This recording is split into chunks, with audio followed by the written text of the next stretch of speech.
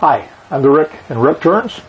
Today, I'm going to be making this light-duty marking and tool platform. I say light-duty, it's all made out of wood, including the post here that fits in the banjo. And it's intended to be used only when the lathe is not running.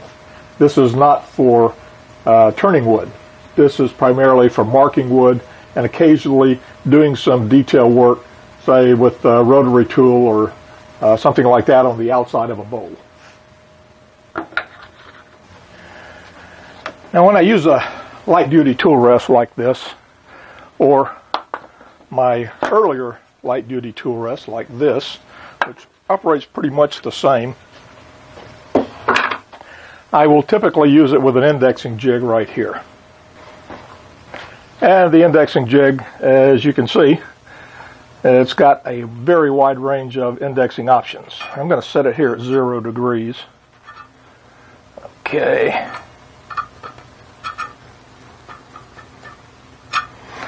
All right, so that locks it in place at 0 degrees. With this particular indexing plate here, I can get as close as 2.5 degrees between stops. And although it seems like, wow, that's probably way too close, there's been many a time when I've actually used it at that setting. So I will have the indexing jig here, and then I'll put on my light-duty marking rest, tool rest, just like this. Let me get a little closer there. 0 degrees. Then I'll just take my pencil. I use a flat pencil. Keep it flat on the base here and just mark a line there. Remove the stop. I'm going to go up 5 degrees. Put a line. I'm going to go up another 5 degrees. Put a line. And another 5 degrees, which puts me at 15 degrees and have a line there. And now you can see I've got 4 perfectly spaced lines. So what I'll do with those varies, but most of the time what I do with them is put a pattern of pegs in here that gets sanded flat and flush with the edge of the bowl, and it really looks great. I'll use Purple Heart or Paydock or something like that, and just put in all kinds of, all different patterns of pegs like this. So there we've got a little diamond pattern, and I'll carry that all the way around the bowl. The indexing jig makes it easy. The tool platform makes it quite easy to obviously mark the lines. The tool platform consists of only a few parts. Okay, we've got the post here, and it's actually a separate part from this. I didn't have a wide enough piece of wood to turn them both in one, which would have worked fine. So we got one piece here, we got one piece here, we got the base plate right here, and we got the top plate right here. The base plate is glued down to this piece right here, and this of course is cut square here, so it's always going to be perpendicular to the face of the workpiece there. It's not at a slant or anything. It's also got 2 holes drilled in it, and inside each one of those holes, which doesn't really show very well, there's a threaded insert so that I can cut any curvature top plate that I want. This one works pretty well for this size bowl right here, but for a much larger bowl like this, it would not wouldn't work as well. It wouldn't extend as far in. Now normally I don't need the top plate there to extend all the way up to the chuck or anything, but I want to have that option. So I made this one just so I could switch top plates and put a different one on anytime I wanted to use it.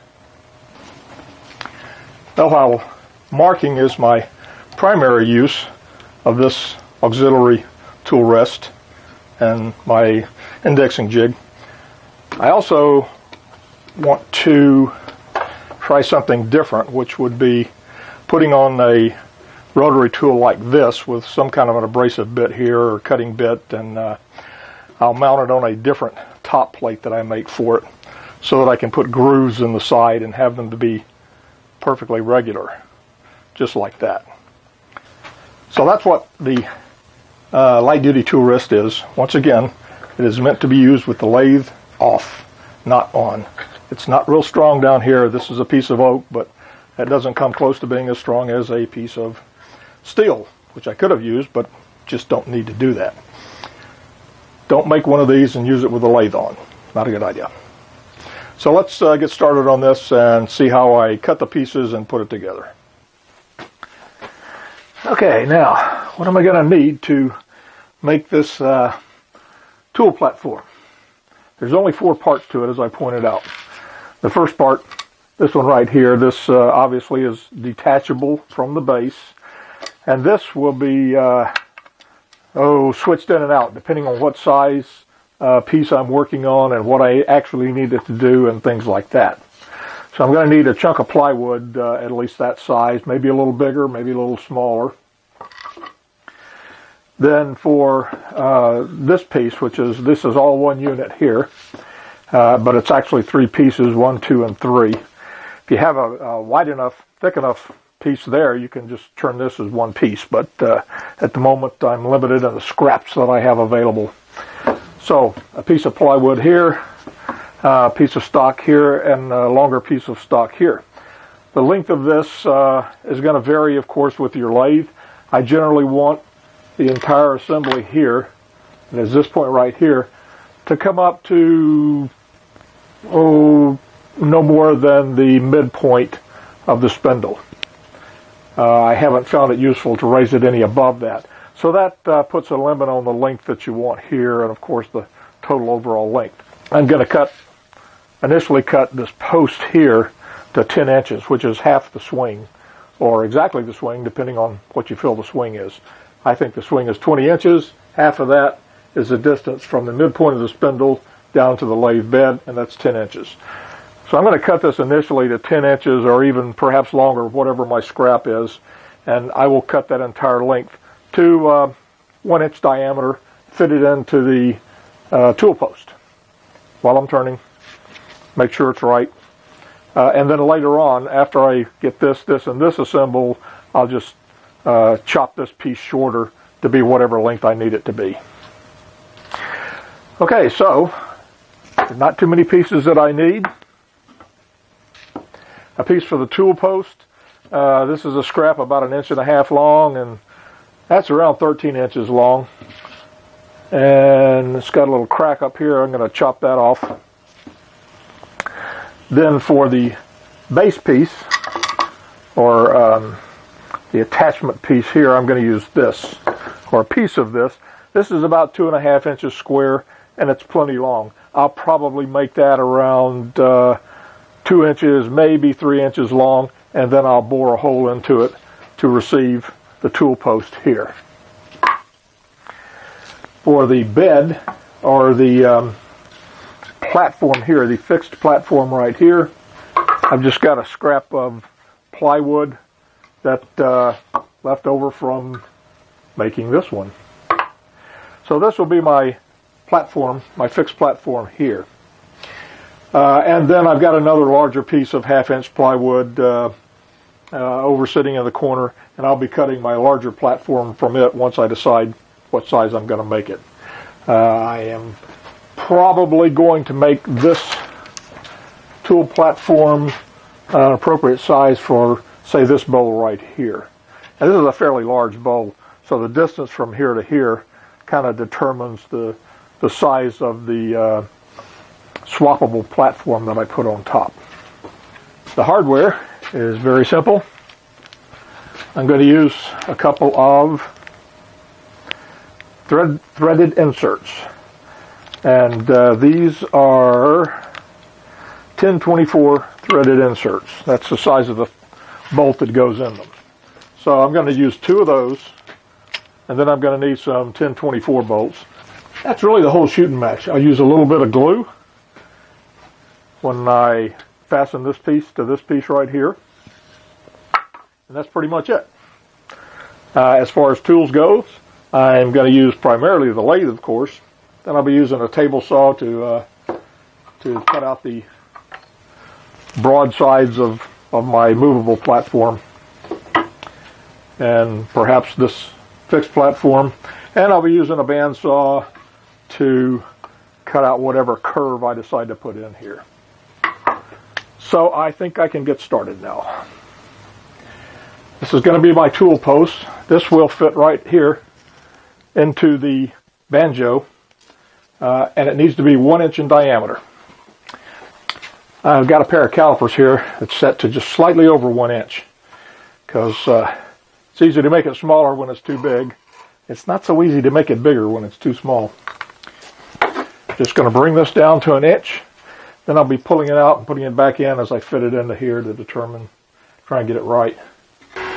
Right around 2,000 RPM there.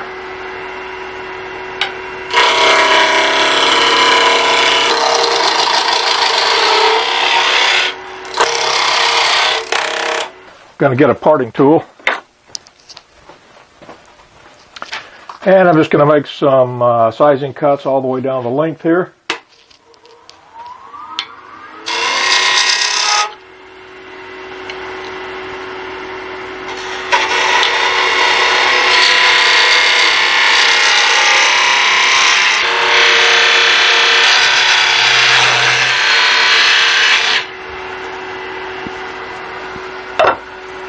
That's going to get me close.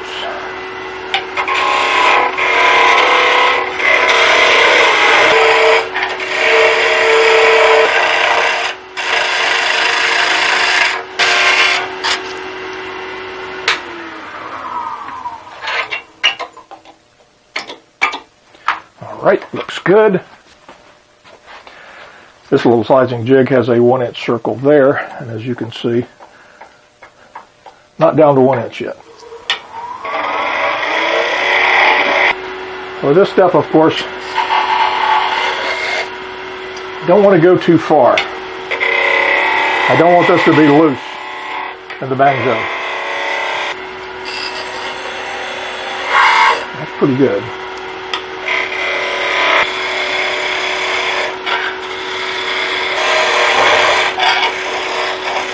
Now it has to come off because I need to test it in the real piece right here.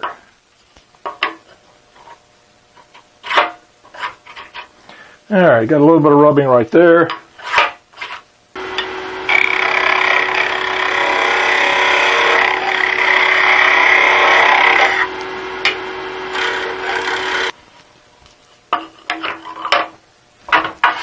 Good. Okay, goes all the way through. Pretty good fit. If I tighten that up, nice tight fit. Okay, that's good. Alright, this little block right here is about 4 inches and this dimension here, it's about 3 inches from long. It's going to be this one right here that I'm cutting.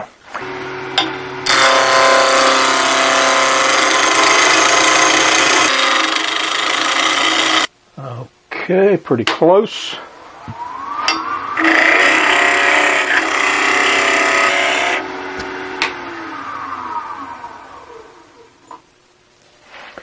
All right.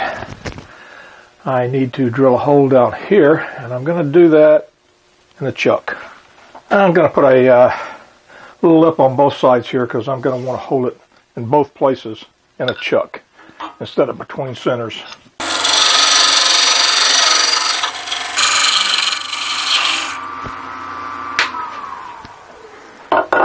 That's good right there. I've got my mounting piece in the chuck here. Now this is the bottom end. This is where the post will come into right here, and I've got a 1 inch drill bit right there. I'm going to drill it 2 inches deep. That'll be plenty. That'll leave me a clear inch up here of solid wood. I can trim off the chuck tenon or not as I please. Now I'm starting at the 0 point on the tailstock scale there.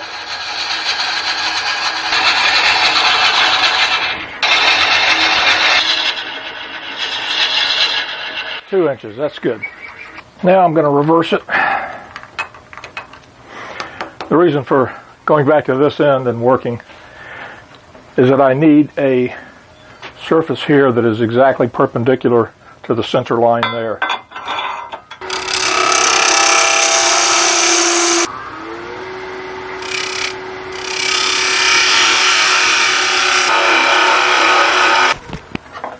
Just check that for flat.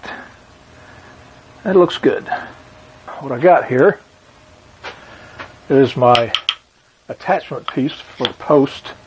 Post is a little loose in there, but I'll fix that. And I'm just using regular old wood glue here. I've taken this piece right here. As I said, the fit was just a little bit loose in there. It would probably still hold, but rather than put up with that, I cut a small wedge, and I've cut a slot in here. This wedge is going to go in there like that. When I put this in and drive it down, it's going to cause the wood to expand a little bit, and it'll be nice and tight. Now this piece will go down to this point right here.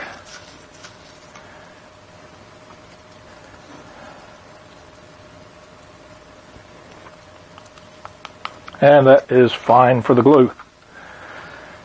Okay, put that in right there. My mark is right there, so it needs to come down a half an inch or so. And that is as far as it's going to go. So this piece, pretty well done. And the next thing I will do after that glue sets up is put on the stationary platform, which is just going to be like this. This is my top plate, my fixed top plate. As you can see, I just drilled the holes in it. We were back at the drill press, and I put glue on here, and I'm just going to sit it there. I'm not going to really clamp this. I'm just going to pile some weight on top of it. I feel like I'm playing a game of Jenga here. 3 bricks. I'm going to give that a couple hours before I do anything with it, let it set up as best as possible. Now the glue has set up on this piece, the top platform, the tool rest post, the base there. And now I'm going to put in these are the threaded inserts. Now a little bit earlier I had drilled these holes right here in the top plate, and I did a little countersink on them. The countersink is mainly to make it easier to get these threaded inserts in. Alright, see if I can get this in here correctly without it going crooked.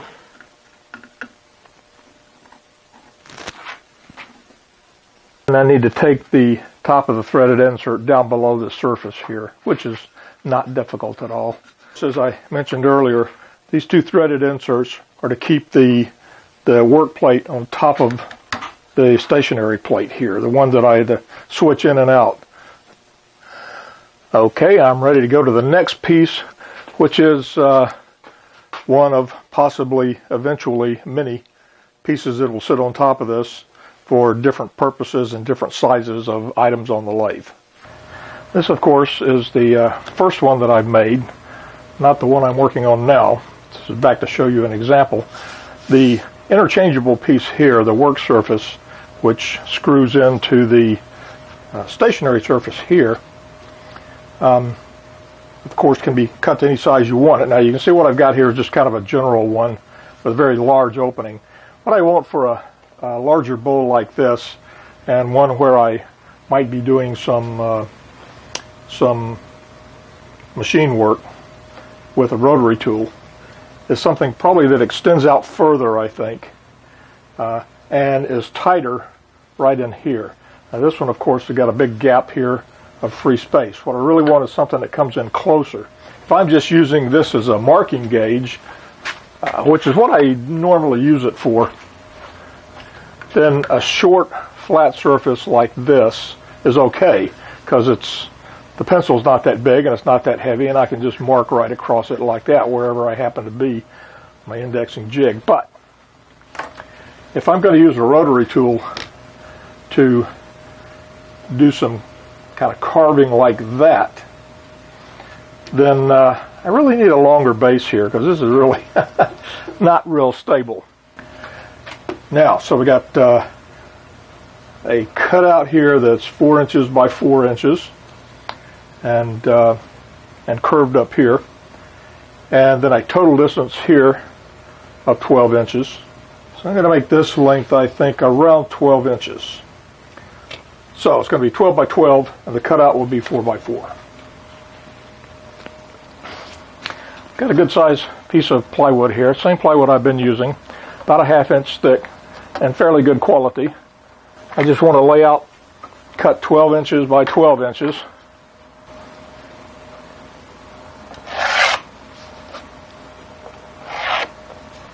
I'm all set up here for a 12-inch cut.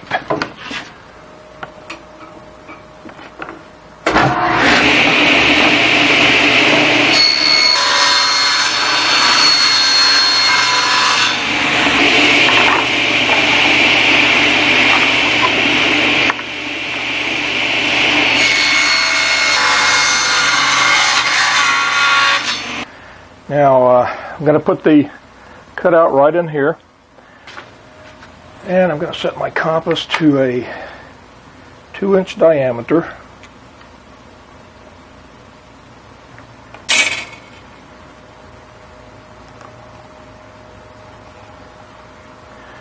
And put that there. So that's a starting point. Typically, gonna modify a little bit here. Take this one and bring it in, and I'm going to cut it off right there.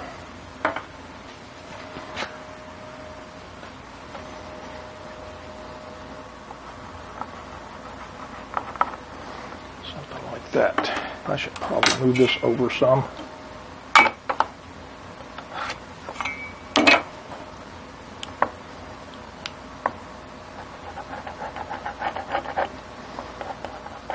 There.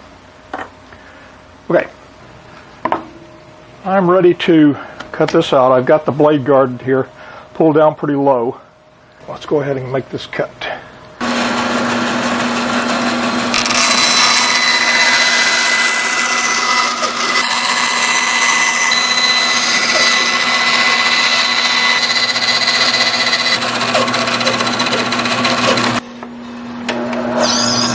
And one more cut and I'm done.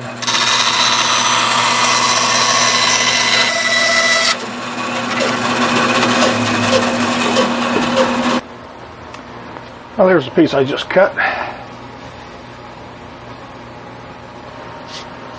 Now I just need to drill some holes in here, matching the threaded inserts in the stationary plate. I'm going to mark a line here so that I can line it up again, and a line on the other side over here so that I can line it up again. There's my lines. Take this over to the workbench. So this is the way it was sitting on the lathe, and that's how I want to mark it. Let's see if my lead here is thin enough and long enough. Yes, I think it is. Check that. Excellent. Put a drill bit in here. It's a little bit bigger in diameter than the bolt. This is a 1024 bolt, as I mentioned before.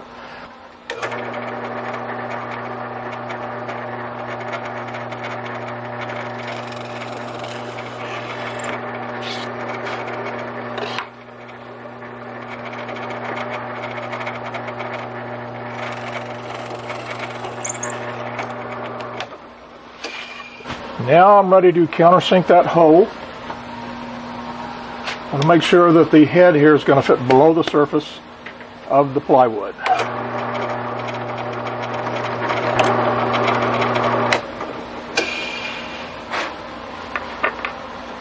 And that's good.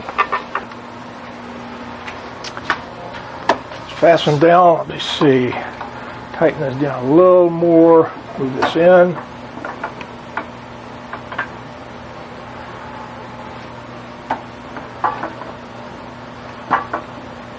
Okay, that's about where I would use it right there. Good. Now, for marking, works very well, as expected. There's a tool platform. I'll take that and put a pivot point back here, I think, if I'm going to do something like that, or this, something along those lines. So this one's all done. Maybe I'll make another platform sometime soon, depending on what I have going on We'll see how this one works out first. But they're fairly easy to make a new platform for and fairly quick. Most of the work has been done with the mounting part right down here. Let me mention once again, this is light duty. Don't ever use it with the lathe turned on. As a matter of fact, when I do use these things, I haven't showed it, but when I do use them, what I will usually do is either unplug the lathe or take a long strip of masking tape and put it over the switch so that I don't accidentally reach over and pop it on. So I hope you found this instructive, or if not instructive, at least interesting. See you next video.